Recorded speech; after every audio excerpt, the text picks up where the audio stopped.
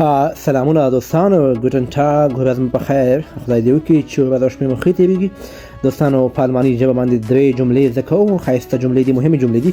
کولی شئ ویډیو مکمل وګورئ چې یو څه زده کړئ. دوستانو کله چې موږ وایو هر څه تېرېږي، یعنې دا وخت دا تېر به شي، هر څه تېرېږي، نو دا جمله په الماني ژبه باندې داسې وایو: Alles geht vorbei. Alles geht vorbei. Alles geht vorbei، یعنې هر څه تېرېږي.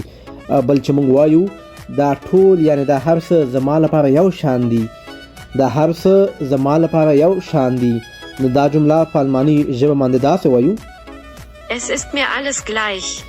Es ist mir alles gleich، یعنی دا ټول زما لپاره یو شان دي. که تاسو د چا باره کې خبرې کوئ او کله چې موږ وایو ته ولې خاموش یې، یعنی ولې چوپ یې، نو دا جمله په الماني ژبه باندې داسې وایو: Warum bist du still?